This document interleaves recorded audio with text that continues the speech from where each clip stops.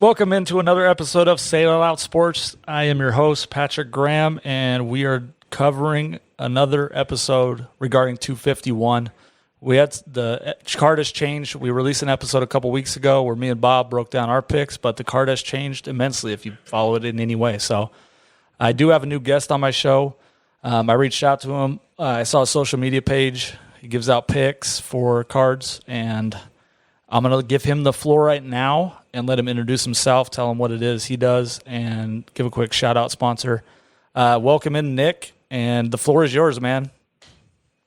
Awesome, beauty. Thank you. Thank you for having me on, Patrick. I appreciate it immensely and love your podcast there. So thank you for having me on. And I'm with Unit Sports Betting. We're a team of sports bettors with over 25 years sports betting experience, use analytics and trends, giving our clients, picks on all sorts of sports, NFL, NBA, MLB, UFC, anything, NCAA, PGA, you name it, we offer it in regards to sports betting here. So, last year our NFL package was amazing for our clients. We went over 76%.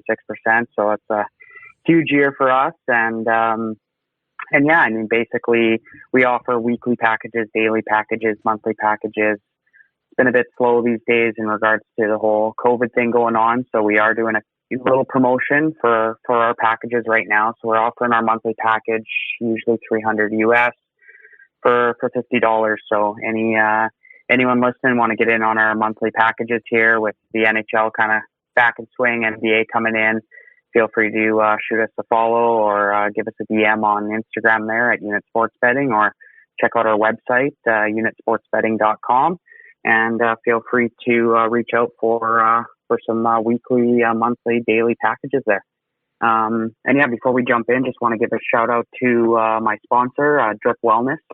They're an amazing CBD product for any athletes out there that are running into any pains or aches. Shoot them a follow as well, DRYP Wellness, Drip Wellness on Facebook or Instagram. So again, thank you for having me on, Patrick, and look forward to it. Yeah, man, I appreciate you coming on. Hopefully, so you're going to give out some free picks today and make us some money, hopefully. Yeah, let's do it. Hopefully we can, give out some solid picks. I like some things coming up in the next couple cards, so I see some opportunity out there for sure. All right, so we got UFC 251 coming out Saturday. There's 3 fights in 8 days. It goes Saturday, Wednesday, Saturday. So we're going to touch on 251 because of the changes, and then we'll get into the free cards on Wednesday and Saturday after. So first things first, Burns and Usman was scheduled for Saturday, and we all, if you follow, like we said, if you follow any UFC at all, Burns tested positive for COVID, which is unfortunate for him. Hopefully he's going to recover, hopefully, and get his shot back. But that might not be the case. So you got Masvidal stepping in, one of the all-time gangster moves in UFC. That's why he's the BMF, right? So he is the gangster of the UFC, that's for sure. In your opinion, did both? So I got a question for you, Usman and Masvidal. First, did Usman make the right decision accepting that fight on short notice, and did Masvidal make the right decision accepting the fight on short notice? Because both of them have to agree. So do you think the right move on both parts were to accept? I do. I got to say, Masvidal, he's a gamer. He'll fight anyone, as we know, whether it's in a backyard or on an island. He'll fight anywhere, anytime, any place. Doesn't matter the weight.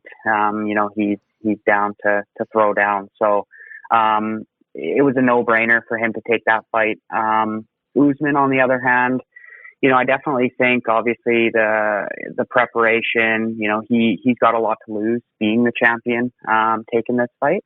But, Masvidal brings a big crowd. So, the draw in regards to money and purse and all of that is definitely there for Usman. So, and that being said, he's a gamer too. So, if you were to ask me if one of these guys were going to drop out, I think that both Usman and Masvidal are no-brainers for really taking any fight on short notice. Yeah, it's kind of a win-win for Masvidal. He could go in, win, take the title, remain stay the BMF, and then if he loses, that's kind of the thing. I was watching an interview yesterday with Usman, and he kind of mentioned that a lot of people are, have the built-in excuse already for Masvidal. He took it on short notice, wasn't in a training camp, and the odds makers seem to feel the same. So Usman's minus 310, Masvidal's plus 240. How do you see the fight going? And do you think that the built-in excuse is a thing? Do you think they, even if Masvidal loses, where does he go from there? What's the fallout?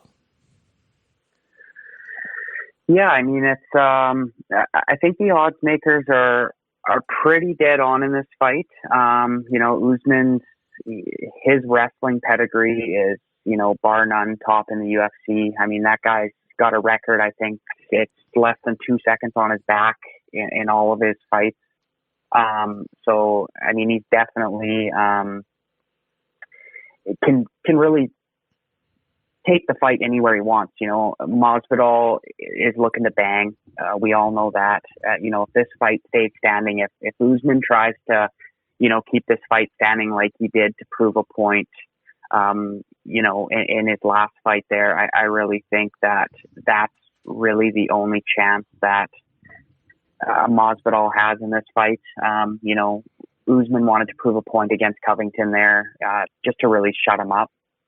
And there is some beef here as well with Masvidal and Usman. So I could see Masvidal, trying to keep this fight standing for a little while. I don't think that's a good idea. If I was his coach, my game plan would be really to get that fight to the ground, really wear on Masvidal for a few rounds. And then, if you wanted to prove your point in the stand-up game, do it when Jorge's, a little bit less fresh and crisp on his punches. But yeah, the way I see this fight going, most likely Usman, by decision would probably be my take on this fight. Is that what I would bet? Maybe not. This fight's a little scary in regards to, throwing down a lot of money on it. More probably going to watch this fight as a fan more than anything, just because it excites me a lot. And, my heart's with Masvidal. I love Masvidal, but, I could see Usman, being that most of his fights do go to decision. I could see him taking this 5 rounds and really, really grinding out the win against Masvidal. Yeah, I'm kind of the same with you. It was weird because when Usman was fighting Burns, I was like 90% sure that Usman was going to beat Burns just because of the wrestling. He trained with him. He knows his opponent. I know that you could argue the same side on Burns knowing Usman, but Usman on the ground is a different animal. And I was surprised to see him and Colby stand up the whole time. And Colby was in that fight, man. Colby's an animal, and that fight came down in the last round. So that was a great fight. So if I could, Usman changed up his striking coach. I'm not sure if you're familiar with Trevor Whitman, but he's kind of a pretty famous striking coach there in Colorado. So I know that Usman and Burns were training together. So he definitely has been training for a bit more striking in this one, which will be interesting. Yeah, because he trains Gaethje out there. I saw there was a wrestling video that got leaked of him and Gaethje wrestling together as well. So, I mean, he was been training to rest. He was been training for Burns, which Burns does both, but I think kind of the more training was probably for wrestling. I don't know. It's gonna be interesting to see. My heart's with Masvidal too. I think the odds are a little high. Like you said, I want to bet a lot of money on Usman. I'll probably have Masvidal in a parlay. I think it's plus 230 with his knockout power and his resume over the past year and a half. He's knocked out Darren Till. He knocked out Askren with the flying knee, and then the Diaz fight. He was dominating that fight, even though a lot of people didn't want to see that stoppage. I rewatched that fight. If you get a chance, go watch that fight against the Nuts. I think Diaz has an argument that he should have been allowed to fight at least the 4th round. We'll see. I agree. I'll rewatch it just because it was such a great fight. But in that point, if any bettors are listening out there and they do like Masvidal, like you're saying, if you're going to throw him in a parlay, I don't see Masvidal winning this fight if it goes the distance. So if you are going to take that underdog bet, you might want to get a little more money on. I think it's looking at a plus 360, something like that right now for the Masvidal finish. So that might be a little bit better for your book there if you are thinking that Masvidal can take the fight. Oh, yeah, he's not winning by decision. There's no Exactly. That would be, yeah. I'm surprised that's not happening. You nailed it. No. All right. On to Gilbert Burns real quick before we move on to Holloway and Volkanovski. So Gilbert Burns. All right. So he came out and said he's rooting for Usman because he's under the impression if Usman wins, he'll get the shot next, which I pretty much agree with that. I think Usman would give him the shot. Like, I don't think there's any question of that after he recovers. If Masvidal wins, though, he's already said that he would like to give Nate a shot at the title. He would like to fight Stephen Thompson again. Conor McGregor's lurking there. I think if Masvidal wins, this is the type of fight that McGregor would come out of his retirement per se, and try to take on Masvidal at a 170. That would be the highest selling pay-per-view in history. I don't have any doubt about that. That'd be crazy. Crazy. So Burns just came out and said that. Do you think that's true? Like, what do you think if Usman wins? Do you think Burns where does Burns stand in your eyes? Yeah, to be honest, I got to agree with you 100%. I mean, Usman's very respectful martial artist. He's going to give the guy that has earned the title shot the shot. Not that he makes the cards or makes the picks, but he definitely has a say in who he's fighting. So I agree with you 100% on that. If Usman wins, which again I think he pulls this one out, it's Burns, no question, fighting for the title there. If Masvidal pulls the victory out, that completely changes the game. I don't think that Burns is a good matchup for Masvidal at all. So I don't think you see Masvidal Burns.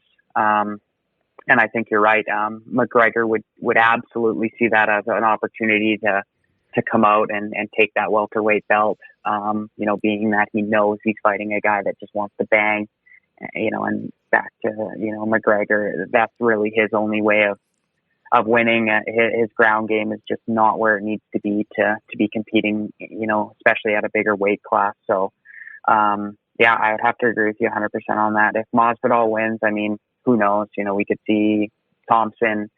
I'd love to see Diaz in there. Mm-hmm. There's a lot of fights in that welterweight division that I think would be amazing if Masvidal did end up taking that strap. Yeah, and hopefully if that does happen, we could still get Usman Burns, because then Burns would be fighting Usman still and just run that. But I don't know if it's not for a title. I don't know if the teammates would actually fight. So we'll see what happens. It's going to be interesting. That's the thing. Yeah. Yeah, it'll be. I mean, that's one of the biggest questions I think coming out of this fight is where it goes after this, right? Right.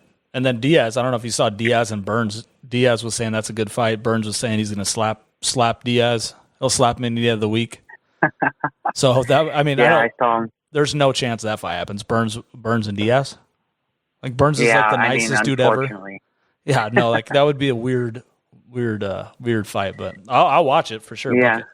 All right, so you got. Yeah, they wouldn't even know what to say in the pre-fight battles there. Yeah, no chance. Yeah, it'd be interesting for sure. But Burns, I think, would maul him. Yeah, no, it'd be wild. So you think Usman is the bet, or you just? I kind of agree. Usman's gonna win. I'm taking. I want Masvidal to win. I'm gonna bet on Masvidal. This isn't one of your official free picks, though, right? No, I mean if you're throwing a lot of money down, Usman on the money line at the minus 300 or whatever it's changed to now. Last I looked, that's what it was at, depending on what book you're looking at. But if you're throwing down a lot of money, Usman, even Usman by decision is not a bad bet. But yeah, no, it's definitely not. Those minus 300s, you're just looking to have to throw down a lot of money to get a nice payout, right? Yeah. All right, cool. Let's move on from that. Great fight. I'm pumped. That made the whole card. If Masvidal didn't step up, I mean, I was still to watch it, but it wouldn't have been as great as it is now. All right, next fight, Max Holloway, Alexander Volkanovski. Big deal coming out this week was Max Holloway saying that he didn't do any sparring for preparation, and he did all of his whole camp was through Zoom. which is pretty much reserved for school teachers and students these days. And just they have Zoom parties. So apparently you can do MMA training camps through Zoom. So what do you think that is going to – he's kind of downplaying it, but I have to think it has some effect. But at the same time, I thought about it. I don't know. What's your take on that? Yeah, I mean, I got to call BS, I think, on Holloway. The only way I can think that it is facts that he's doing that is that he did come out saying that this is the healthiest he's been. I mean, that guy trains hard. So, when he's in there with his team, banging before the fight, he's going 110%. And I have to believe him when he says he's really never come into a UFC fight at 100%. So, to say that he hasn't had any training partners, I think he's downplaying that a little bit. But has he, trained, not as hard, not as rough, probably. And I think that's to his advantage, to be honest. A guy like that who doesn't really know how to slow down. We could see, the best Max Holloway that we've seen coming into this fight. Even if he is just hitting pads on Zoom with his coaches, I think we're going to see a great fight here. Right. When that came out, I was kind of like, oh, he's getting wrecked. But then, obviously opinions changed. A couple weeks ago, I picked Volkanovski. I've kind of changed my tune on that. I think Max, the whole thing that worries me is Volkanovski's came out and said he's looking to finish Max. Like he didn't get any respect after his last victory. And he seems like he's going to change his game plan, which don't change. If it's not broken, don't change it. The last fight they had, he was dominant. He owned him with the leg kicks. I think he won. Max said he thought he won the fight. I thought there was no chance. But Volkanovski's saying he's changing game plans. He's going for the finish. Do you think that kind of affects Volkanovski in a negative way? Because I do. Yeah, I mean, like you said, if it isn't broke, don't fix it. I think that he came out last fight with an amazing game plan, and yeah, I'd have to agree with you. I think there's a reason why it was a unanimous decision. For Volkanovski there against Holloway, and I don't think he needs to change his game plan. I mean, if he's looking to finish him, he's going to have to finish Max early, because the later it goes, Max Holloway is, the guy's a beast. He's fought the best of the best in the world and just continues to do so. But, on this fight, I see the only way Max Holloway winning is by finishing Volkanovski and unless he tires out somehow. But Volkanovski's just too big. I see this fight going very similar to the way it did last time. I just don't see Holloway. He'd have to surprise me and come in with a completely different game plan to be able to beat Volkanovski in this one. Yeah, if you're going to come out and try to finish Max, though, Max has never been knocked out, and he's been submitted once. So it's kind of weird that he's saying that. So maybe it's head game, so maybe he's saying he's going to come out and try to finish him. We'll see. I just think Max seems super relaxed this week. Volkanovski's out to prove something, and I'm not a fighter, but it seems like Max is being relaxed and like it is what it is. It all could be head games, but I kind of switched over. I think the odds, it's not too crazy. Max is plus 180, Alex 235. But did you okay, last question before we move on to the next fight. Did you see Max's hair when he was on the interview with Ariel Helwani? That stole the show, and I think it was trending on Twitter and Instagram and everything on there. His hair looked like it was quarantine hair for sure. Oh yeah. Oh no, that was hilarious. And he I think he was on what was I think he was on a podcast or a YouTube video with Helwani there, yes. And they were giving him a hard time, saying, it looks like he had been basically playing games on Twitch for the last 2 months instead of training, and so they were giving him a hard time there. So I know him and Cormier are pretty close buddies, and Cormier was giving him the gears too. So should be interesting to see him have some hair, and if he brings that hair into the fight there with him being calm, hey, he's got a chance. He is one of the best in the world. So.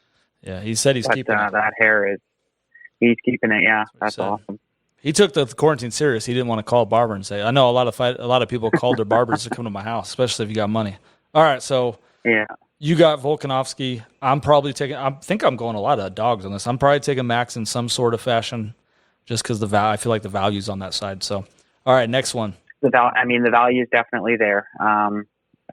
It's not out of the question that Holloway wins that fight. So, all right, next fight: Jose Aldo, Petr Yan. I like to say Petr. I mean, he doesn't have the E, so I'm saying Petr. That's how most of them say it. Yep. All right. This one's crazy. My view on. I'm going to give you my quick viewpoint, and you can break it down a little bit more if you want to. They're just going to stand and trade, and then whoever knocks the other person out wins. I guess that's any fight, but that's kind of how I see it. I don't think. I mean, Aldo, I thought won his last. He's coming off the loss at Marias, which a lot of people thought he won the fight.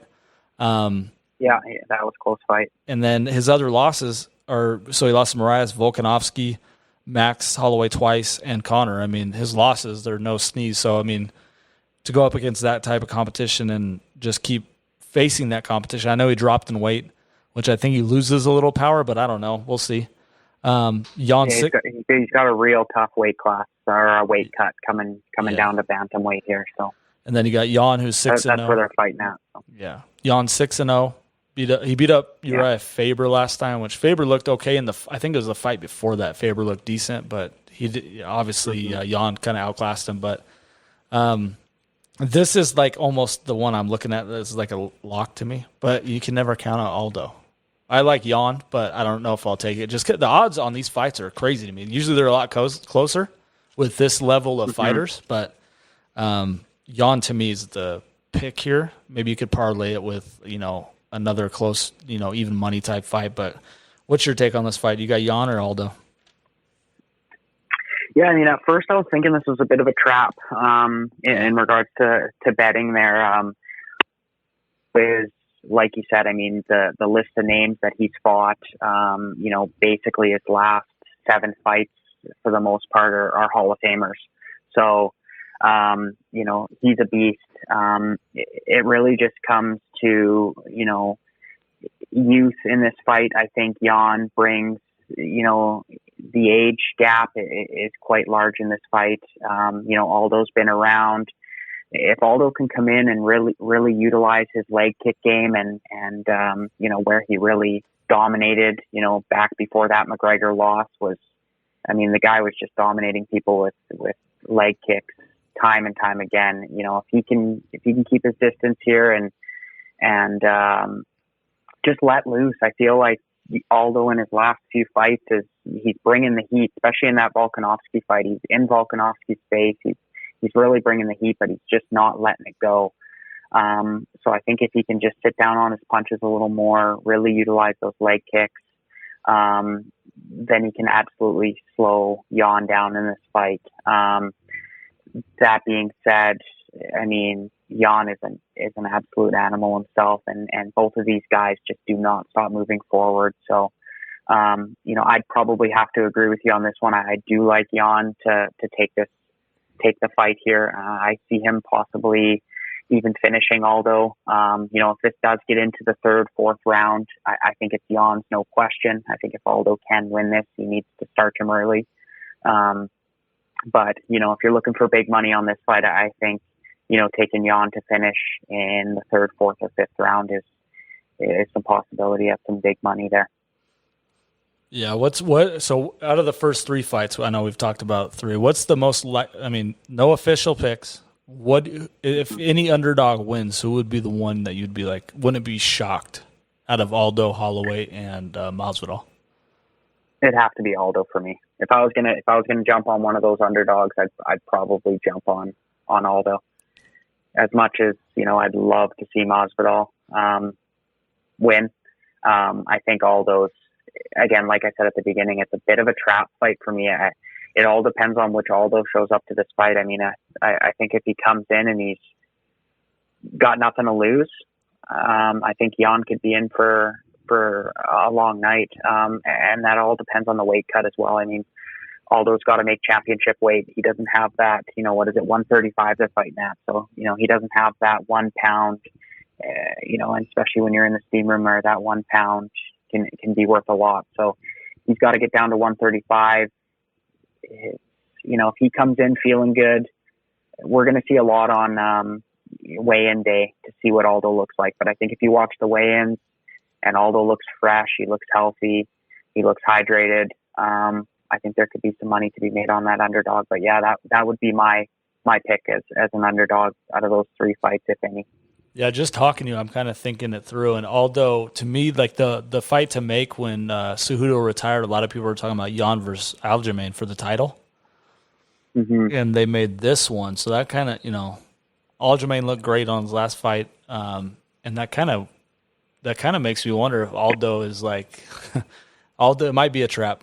You're kind of talking me into Aldo a little bit at that price. We'll see. I mean, he's got a chance. I really do think they'll watch the weigh-ins, see what he looks like, see if he's looking healthy. Because a lot of these bigger fighters that are fighting down weight classes, you can really tell on weigh-in day, what they're looking like the second they weigh in. If they're running over to get that electrolyte, smash of water back or whatever they're taking there that their coaches are giving them, that they're dying of electrolytes and carbohydrates there. So that's a big thing for me on this fight. And it's tough to make any call on that one until I see the weigh-ins. But if you're kind of putting me on the spot in an underdog there, I definitely think Aldo's one to look at. Quick question. So I just thought of this as we were talking as well. So a lot of times the judges get questioned quite a bit. I've kind of had this theory that when the judges get involved, they tend to favor the younger up and coming fighter. And in this case, it's obviously Jan. All those he's on the back 9 of his career. I'm going to say he's through, but he's on the back 9. Jan's undefeated in the UFC. A lot of people touted him as a high prospect. Do you think that? I mean, unless it's a clearly dominant victory from Aldo, do you think it kind of, if it goes to a decision that it favors Jan, or do you think they really score it down the middle every time? We've seen it like the past couple of months, about the judges, but I know it's a tough job. Oh, man. Yeah, it's a tough job, but I feel sometimes that, if I put a blindfold on, I could do it a bit better than some of these judges out there that are calling some of these fights. It's that's the one reason why betting on fights frustrates me so much. When you're betting on a football game or a basketball game, the score is the score at the end of the game. The ref can have a say, but, at the end of the game, it is what it is.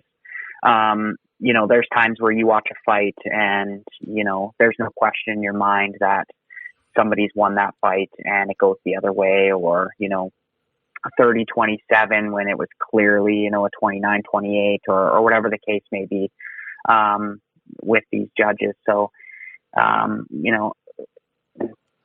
in a conspiracy world, you want to say that, they're probably got someone in their ear saying, there's better fights if Jan wins. There's more opportunity for the company to make money if Jan wins. But at the end of the day, it's tough to say yes or no on that. I would probably lean towards, I mean, the conspiracy side of me wants to say, there probably is someone saying, if this is a close fight, give it to Jan. Yeah. Well, we'll see what happens. This whole card is good. That's going to be a great fight as well. And moving on, let's go to the girl. There's 2 women fights on this. Rose Namajunas and Jessica Andrade is the next topic of conversation. This is a rematch from last May where Rose dominated the first round and then Andrade slammed her on her head and pretty much knocked her out. So it was kind of a weird fight in that sense because Rose has been on a roll. She beat Joanna twice, which we saw Joanna's last fight with Wei Lee, which was probably fight of the year. And to me, that is the fight of the year so far. So we know what kind of fighter Joanna is. So for Rose to beat her twice and then get that freak KO with Jessica, not to take anything away from Jessica, but that is why the odds maker has Rose as a -200 favorite. What's your take on this fight? I mean, I don't have a ton of details on this one. I like Rose. Just that's kind of watching the first round and then seeing the slam. I mean, if Andrade is going to win this fight, it's going to be with wrestling. I don't think it's going to be with striking. So what do you got on this one? Mm-hmm. Yeah, to be honest, I don't know what the odds makers are thinking on this fight. I mean, at best, I think this fight should be a pick'em. Just based on the odds, I do like taking Andrade to win the fight.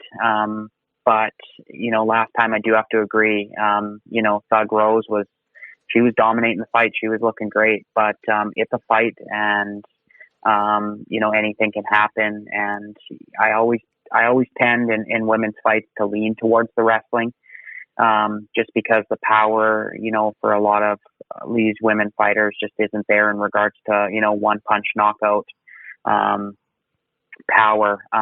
So, if they do get into a difficult situation, the wrestler can always kind of depict where the fight goes. So I think in this situation, same sort of thing can happen. If Rose is really working her stand up, which we know she's going to, and she's looking good, I think, Jessica can take this fight to the ground and really steal some rounds that way. So, at the end of the day, this is another tough fight on this card that,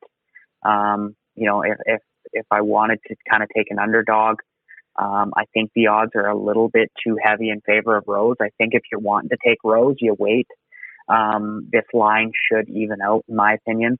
Even 15, 20 minutes prior to them walking out, I slowly see this line becoming a little bit more even. So, like you said, if you're looking to bet on Rose, my thoughts would be to wait. Don't throw your money down on her yet.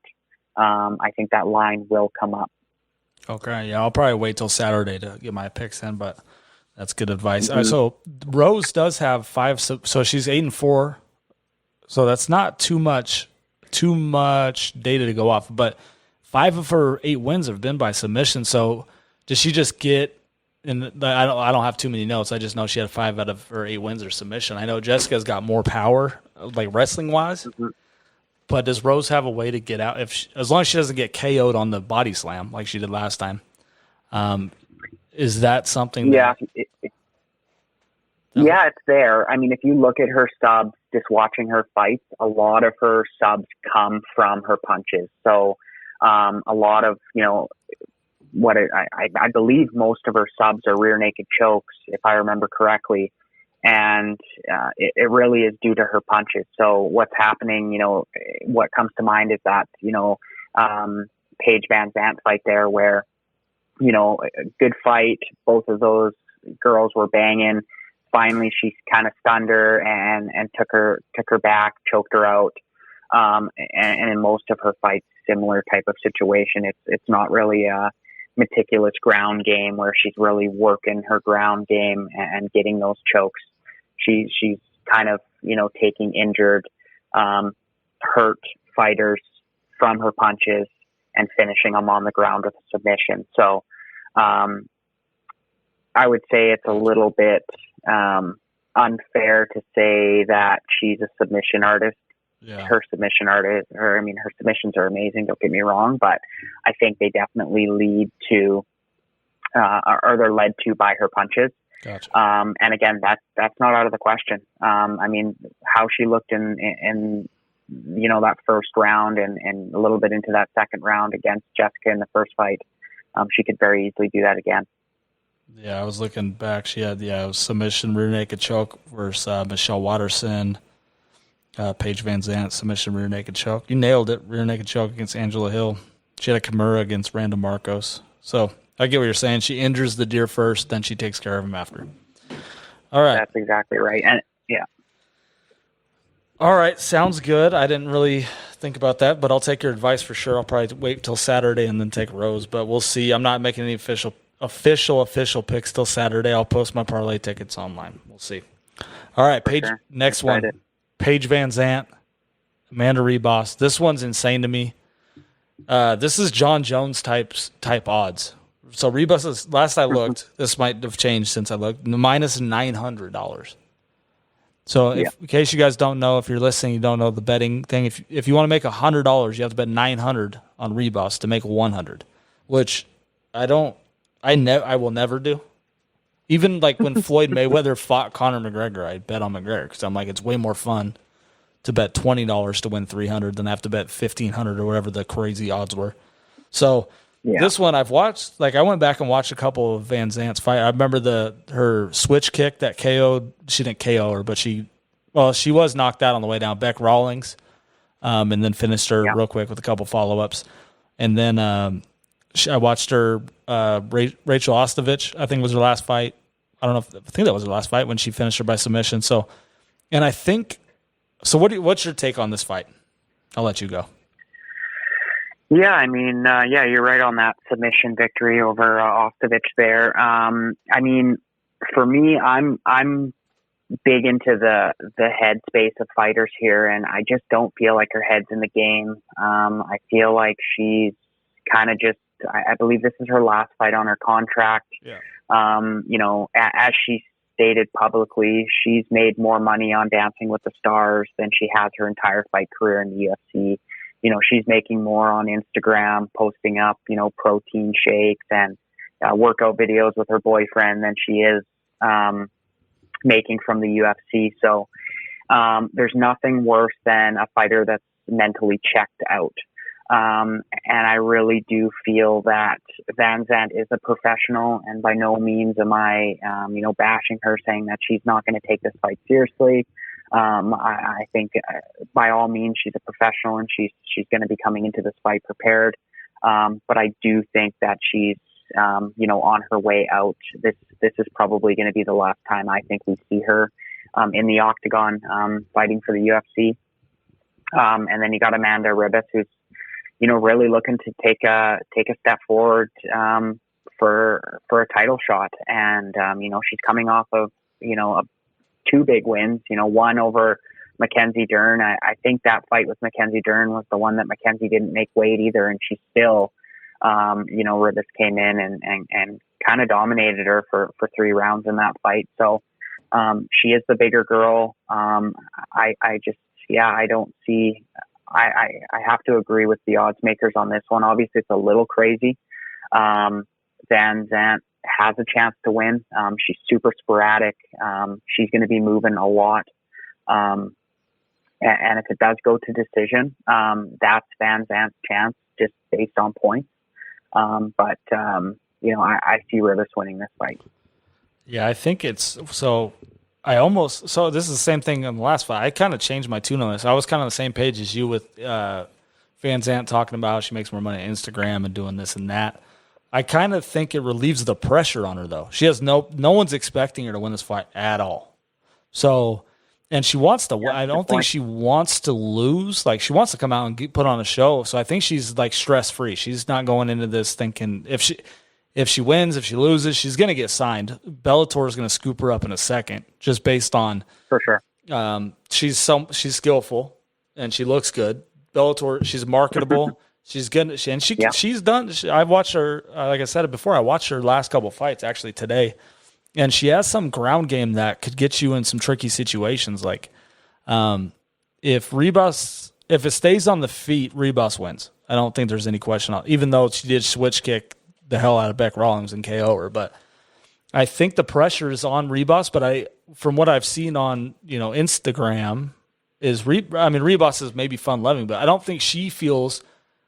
In my opinion, she's kind of taking it not lightly. I know she's trained hard, but she might be taking it kind of as a joke, like the rest of the MMA community, and that gives Van Zant an opening.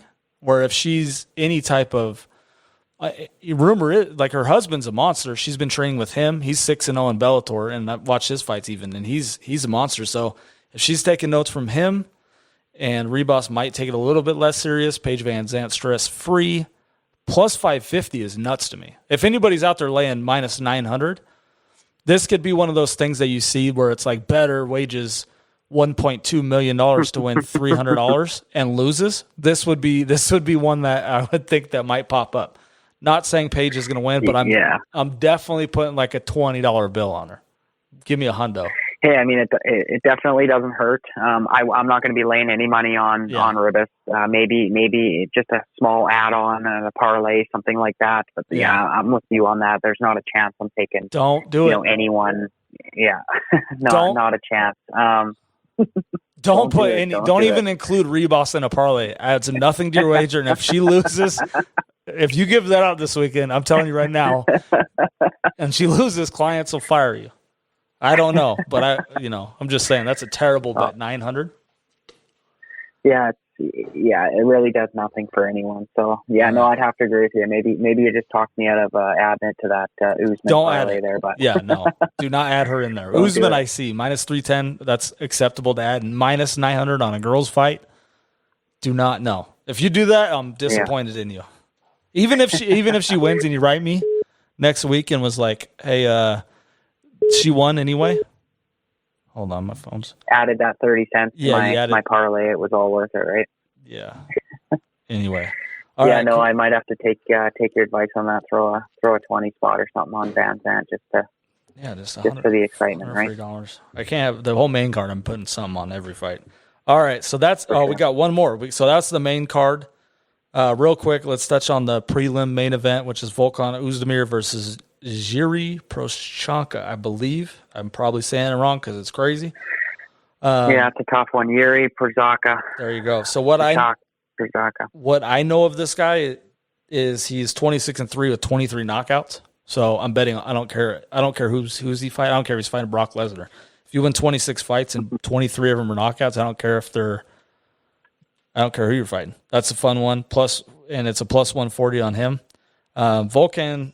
I haven't seen him long. I guess he fought in December. I don't remember seeing that fight or hearing about that fight. I know he lost 3 in a row to Cormier, Smith, and Reyes, which is a murderer's row type in that division. But that's kind of it should be a fun fight. Yuri here it is. It should be a banging fight for sure. I mean, it's his UFC debut. The other guy, so he is making his debut.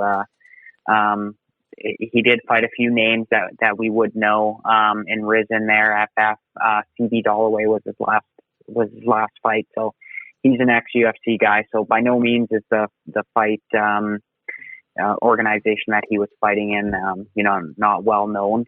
Volkan Oezdemir though is an absolute animal. I see him winning this fight for sure. All right. I think it's worth taking Oezdemir in this fight. I mean, probably to be honest, the bet to take in this fight would be the under on 2.5 rounds. Yeah, plus 120. Right. These guys are going to come out. Yeah, these guys are going to come out banging.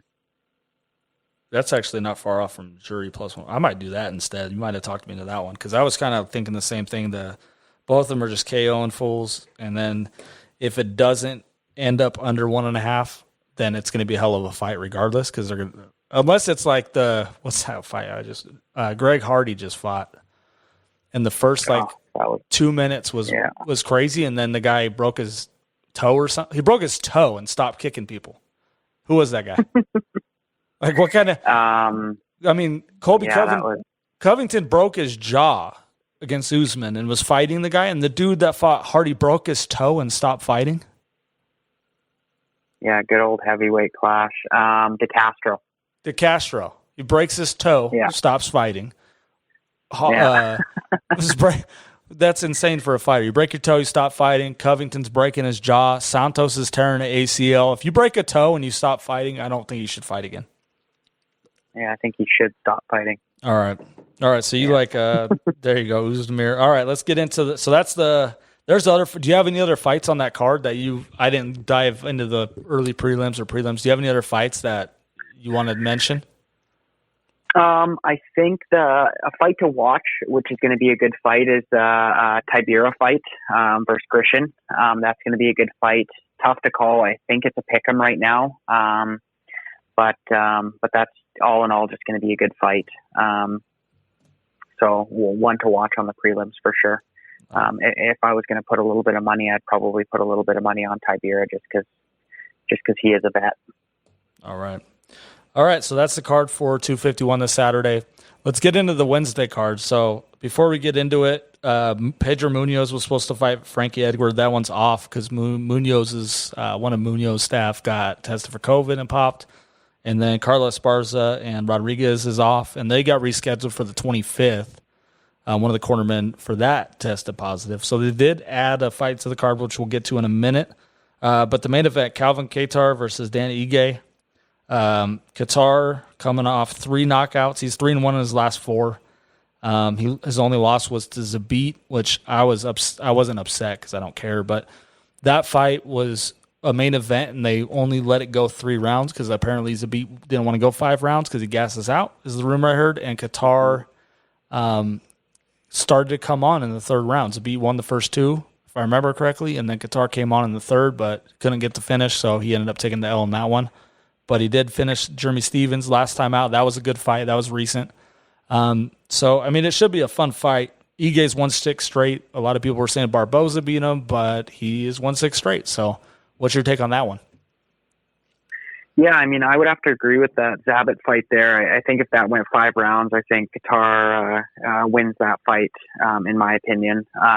He is a bit of a slow starter, as we'll probably hear Joe Rogan say that, as he says that at the beginning of every one of his fights. He likes to give that guy a hard time, even though, he's a great fighter. This fight, to be honest, I think it looks a lot like that, Kattar and Stevens fight. Yeah. I think Ige does fight very similar to Stevens, where, he really utilizes his boxing and his footwork.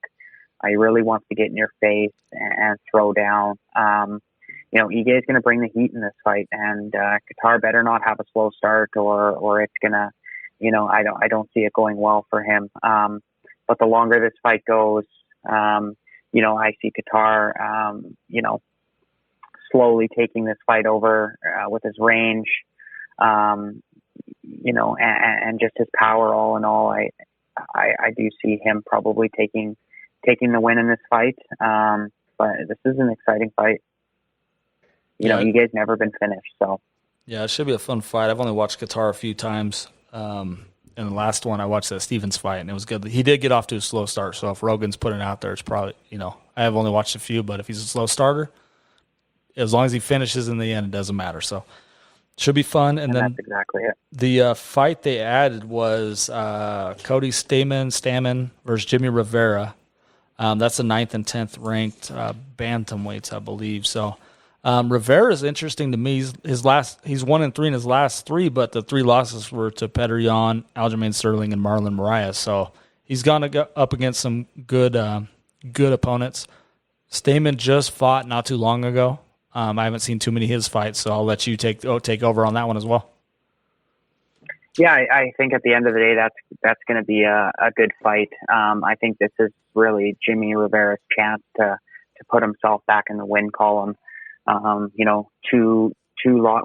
losses in his last 4 fights, but 2 losses in a row here against Yan and Sterling. And it seems like the UFC is kind of giving him, a few tough fights, and then giving him not a fight off, but, a fight to kind of bring himself back in. And that was the John Dodson fight for me after that loss to Marlon Moraes. So, I definitely see this being a similar situation for Jimmy Rivera. I could see him coming out and getting the win in this fight. But all in all, I see this being a barn burner. This is going to be a good fight. Yeah, I agree. Any other fight? Those are the only 2 I looked at on that fight card. Is there any undercard fights you saw? They haven't really updated a ton. It's always changing nowadays with Tim Elliott's on that card versus Ryan Benoit. That's going to be the second fight of the night. So, Tim Elliott's always an exciting, grappler, finisher style fighter. So he really just brings it on all levels there. I can't really see any fights in that one that kind of pop out at me. Ricardo Ramos is fighting Laron Murphy, who I'm not too familiar with, but Ricardo Ramos is he's a banger as well. So, we are. We're getting a little because the COVID thing ever changing. Like you mentioned, this ever changing cards. This comes out. The whole 251 could change. Hopefully, everything goes smoothly, but this could change in a matter of seconds. So hopefully, everything goes off as well as planned, and we get these fights. So same thing with the Saturday card. We got on the 18th. We got Figueroa and Benavidez I think that's for the title, the bantamweight vacant title. It is, yeah. So that should be a good one. You got Jack Hermansson and Gastelum, and then Pantoja and Askarov. So you can give me your takes on those couple fights, and if you got any other fights, in those two cards that you're looking at. Yeah, I mean that Figueroa and Benavidez too. They're coming off fighting each other back to back here. So, I mean that's all in all, that's going to be another really exciting card. Figueroa 18-1, Benavidez is kind of been around the block. He's been fighting for some time. Sorry, I was just looking to see if that was that. Yeah, so that is championship. It's actually the flyweight championship. So that's going to be a 5-round doozy again. Figueroa there. I just see the power taking over again, just like it did in the first fight. Joseph Benavidez he's going to come to fight, but I just don't see him having any type of finishing power. Figueroa really does bring that power to the game. As we've seen, he also has the ability to, finish you on the ground. As I was just saying, Tim Elliott, I mean, that guy's an animal on the ground, and Figueroa subbed him in the first round. So yeah, he can fight anywhere, and with coming off that second round TKO last time they fought, that was actually not too long ago, I don't think. Yeah, that was February of this year they fought. So, they're really, used to each other. They've trained for each other now probably for over a year. So, I think we're in for a great fight here, but I definitely see being a 5-round fight that Figueroa finishes this fight again. Yeah, I tend to agree with you there. So in the next one, Jack Hermansson, the Joker, taking on Kelvin Gastelum. Mm-hmm. To me, Gastelum, after the Adesanya, he looked great in the Adesanya fight. He really gave Adesanya a run for his money, and we know how good he is. But the next fight against Till gave him issues. I know Till was a highly touted prospect coming up until Masvidal slept him, baptized him, if you will. But Gastelum, to me, really needs this win. Like, if he loses this fight, I don't know where he goes from there. And Hermansson's won a few in a row, I believe. I'm not 100% on that, but Gastelum, in my opinion, Gastelum needs this win. It's that fight will be a really good one, in my opinion. And I don't know what the odds are. It seems like a toss-up to me. What's your take on that one? Yeah, that's another really good fight. I got that right now as minus 135 for Gastelum, plus 105 for Hermansson. So, I mean, it's a good middleweight clash. I mean, this is definitely a fight for Hermansson that, they're giving him a good named guy in Gastelum. And like you said, Gastelum's back's against the wall in this fight. I mean, if he loses this fight, I don't see, I'm not sure how many fights he has left on his contract here, but, I don't see much for him in regards to making any type of title runs anytime soon. So, what scares me in this fight is Hermansson's ground game. He's got a great jiu-jitsu game. And Gastelum, he can definitely bang. He can wrestle a bit. It's definitely not, he likes to TKO people more than anything. But, I think if Hermansson can get this fight to the ground, that's where he's got his chance of winning. He's going to be looking to take this fight to the ground the entire time. So I really see Gastelum, hopefully coming in with a game plan to really create space and stay away from the fence as much as he can. Because if Hermansson gets a hold of him and takes him down, I think he could finish him on the ground. Right. And then the other fight I noticed on the card was Pantoja, which I've heard mentioned a lot. I haven't seen him fight, but I know he's like I think he's top 5. And then he's fighting, you mentioned Khabib's training partner, Askarov. So is that a fight that people should be excited to watch? Absolutely, yeah. That's a flyweight contender fight, in my opinion there. I think that there's a lot to see in that fight. What is it? He is ranked. Yeah, he is. Pantoja's ranked number 4. And, Askarov's 7. So this fight could really be, winner of this fight fights, the winner of the Figueiredo fight there and Benavidez, in my opinion. Askarov's the early dog in this fight. I think if you're going to jump on this fight, he's from Dagestan. The guy's an absolute beast. He'll fight anywhere. He's got power. This is going to be a great fight. I do think as people look into these cards a little bit more, the odds will even up a little bit. So if you are looking at Askarov as winning this fight, now's the time to take that bet. I always try to look at cards, well before they happen, because as they get closer, more people start to look into them and study them, and depending on whether you're taking dogs or favorites, the odds can really work in your favor the closer you are to the fight. So in this one, in my opinion, it is going to be a pick'em come fight day. And again, this one's hard to call. I wouldn't be confident, really saying either or is going to win, but because you're giving me money right now on Askarov, it'd probably be where I'd put some money early if you're confident in that. All right. Sounds good. I'll take a look at that one a little bit further. Any other fights that over the next 3 cards that we haven't mentioned yet that you feel confident in, or I know there's a lot of underdog or undercards that some people don't really look into that much. That there might be value in betting those. For sure, and there always is value in betting those. Right now, it's just really difficult because you got a lot of who was I listening to a few days ago? I forget who it was, but basically, Dana White is giving fighters, a chance that normally wouldn't get a chance fighting. So there is money to be made, but you're also seeing a lot more, minus 350s, minus 400s on these cards than you normally do in regards to, undercards, just because there are fighters that have never fought in the UFC before and really are out of their weight class,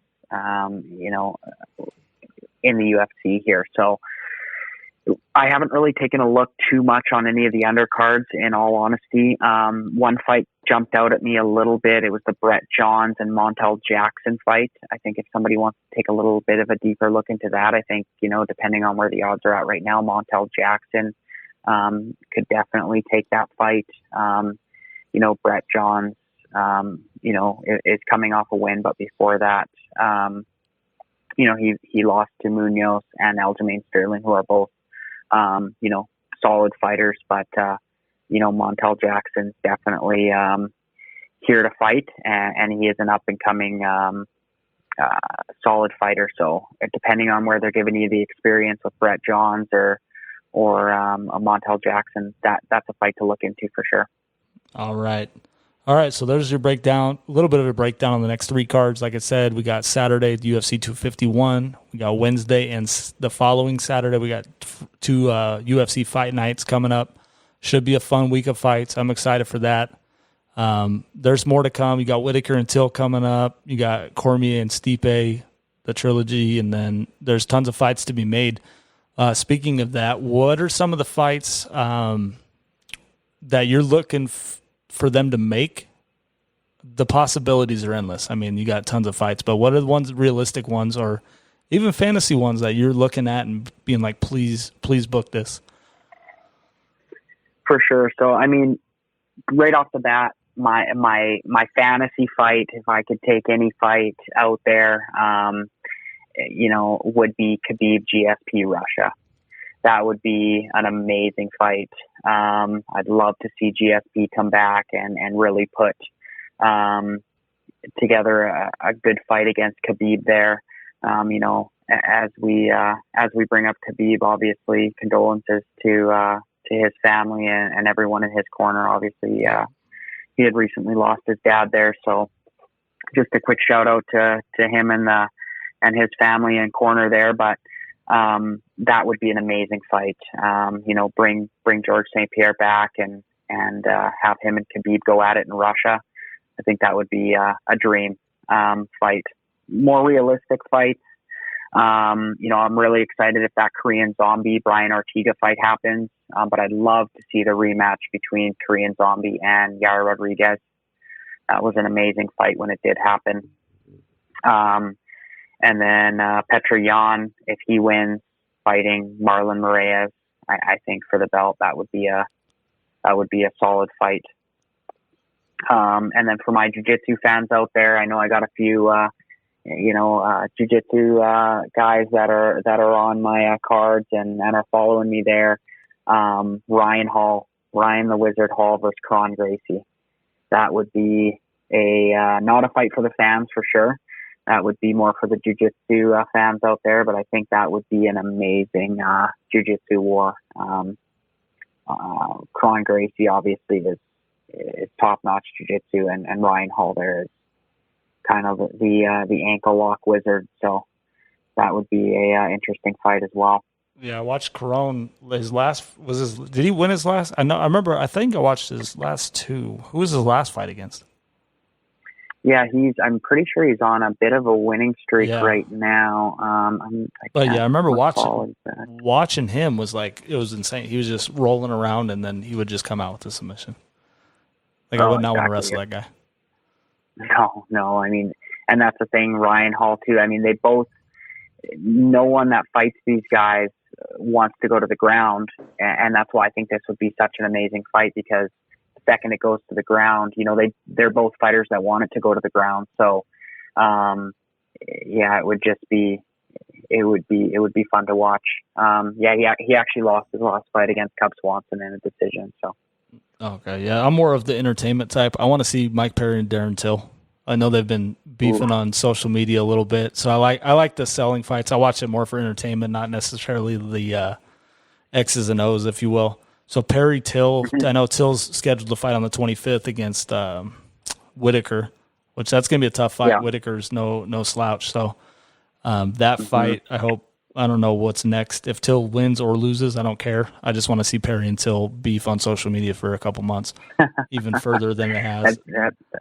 That's a good call. That'd be a great fight. And then Tony should get back. I like Ferguson's an animal. He says he's ready. Poirier coming off that win versus Hooker. I'd love to see Tony take on Poirier or Hooker, either one, because that'd be an absolute war. Poirier and Hooker by itself was probably, a lot of people said it was fight of the year. I think it's second. As I mentioned before, I think Joanna and Michelle or Wei Lee should be fight of the year. And then the last one, obviously Conor Masvidal would be the one I would wish for the most. But Masvidal has to win in order to get that fight, I think, because I don't think exactly. Conor's going to come back and fight Masvidal just for fun. If he has both BMF and welterweight titles, and Conor has the chance to become a 3-time champion in 3 different weight classes, I think that would draw him out. So those are the three. Yeah.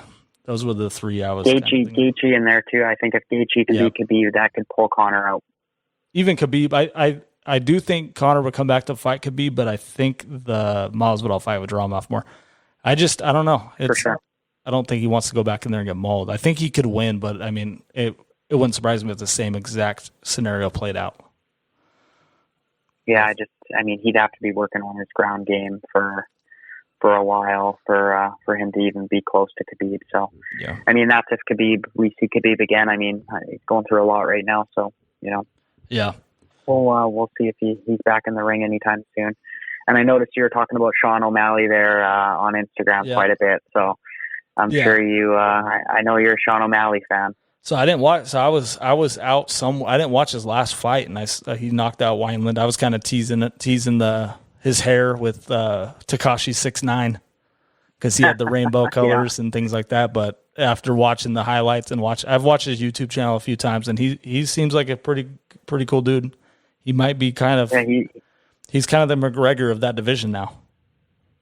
Like he's legit. He's exciting. Sure. So anyway, thanks for coming on. I'm gonna give you a chance to plug your Instagram page again at Unit Sports Betting, and you have a website. So go ahead. I'll give you the floor one more time, and you can kind of plug whatever you want. And do you have any official picks, or are we just gonna wait? We'll have to follow you. Do you have like one parlay maybe that you want to give out as a test run? For sure. Yeah, I mean, I like definitely the Ozdemir, Usman. I'm going to stay away from that Rebus one there, so you don't give me too much of a hard time. But if we were to do a nice parlay, I think Jan and Usman would be a decent parlay. If you're looking for an underdog pick, I think Jessica Andrade is not a bad pick to look at. And then, Jan to finish. I do really think that he can finish. And again, if you're looking to kind of milk that a little more, Jan to finish in the third, fourth, or fifth round is a really nice pick. But, officially, Ozdemir, Usman, and Jan are the three fights I really like in that card. All right, we'll be watching. I'm gonna watch the weigh-ins with the Aldo fight and see what comes out. I'm probably taking a lot of underdogs. I know I'm laying a little bit on Van Zandt and Masvidal. I might have Usman in another parlay too because I think there's value, just to add. So either one or the other. But I'll post mine on Saturday. Other than that, the floor is yours if you want to plug your sponsor another time or your Instagram page, and then we'll get out of here. And thanks for coming on. Awesome. Yeah. Hey, I really appreciate it, Patrick. And check us out, unitsportsbetting.com, at unitsportsbetting on Instagram there. Feel free to shoot us a DM if you're looking for some free picks this weekend. Just to say thank you to Patrick and Say It Out Loud Sports here. We'll throw you over some free picks. So reach out to us. And again, huge shout out to my sponsor there, Drip Wellness, DRYP Wellness, on Instagram there. So, give a shout out to them, go and give them a follow. And if you need any recovery, reach out and they got you back there. So, and then that's all I got to say, Patrick. And once again, I appreciate you having me on today.